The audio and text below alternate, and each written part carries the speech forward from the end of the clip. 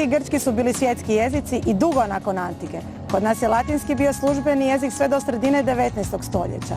Zato u našoj kulturnoj baštini imamo bogatstvo dokumenata na latinskom jeziku.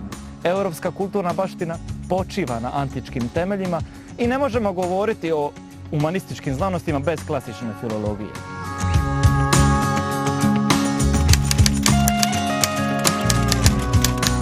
Sam odjel je star, nedavno je proslavio 60. rođendan, ali su svi 10 djelatnika relativno mladi i pristupačni.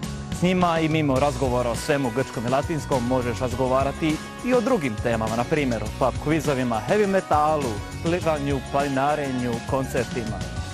Osim toga, radi se o malim grupama, to podrazumijeva prisniji odnos s profesorima, skoro individualan pristup poučavanja, ležerniju atmosferu, a i lakše ćeš se istaknuti znanjem. Kod nas nisi broj.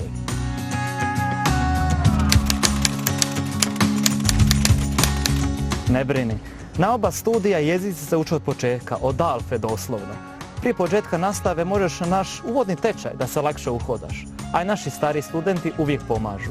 A ako netko već rastura grčki i latinski, neće ni njemu biti dosadno.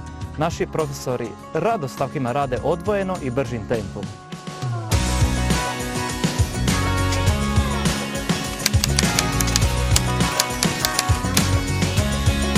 Idealno je upisati oba studijska programa jer se nadopunjuju, ali može se upisati i bilo koji drugi studij sa sveučilišta u kombinaciji.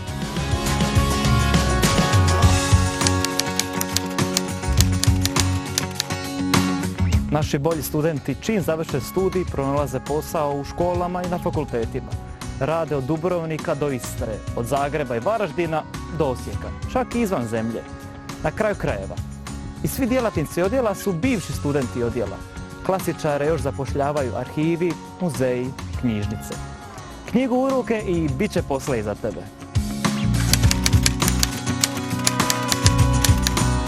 Jezik i književnost su naravno temelj studija, ali kako god pitanje smisliš, od mikenskog doba sve do novovjekovnog latiniteta, netko s odjela će ti moći odgovoriti.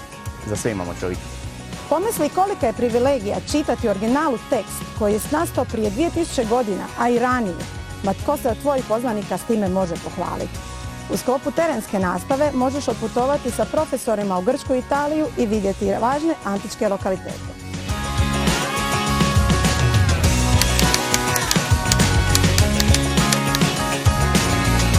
Djelatnici odjela redovito objavljuju znanstvene radove, odlaze na konferenciju i izlažu rame uz rame s uglednim svjetskim stručnjacima. I svi redom imaju što reći. I naši studenti sudjeluju na radionicama, studentskim konferencijama i ljetnim školama. Uz to, kvalitetni diplomski radovi objavljuju im se u važnim časopisima. Neki studenti zaplivaju u svijet znanosti, upisuju doktorske studije u zemlji i inozemstvu, čak i na Oxfordu. Ima tu mjesta i za tebe.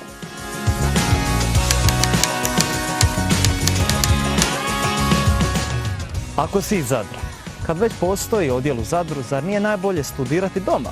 Viđati se dalje s frendovima iz srednje i biti na materinoj spizi. Ako nisi iz Zadra, zgrada našeg sveučilišta je u centru grada, na rivi.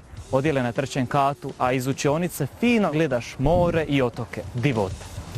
U blizini se nalaze i Rimski forum, Sveti Donat, kazališta, muzeji i mnoštvo drugih kulturnih i društvenih sadržaja, kafića i klubova. S ekipom odjela za klasičnu filologiju u Zadru računaj na super studentske dane.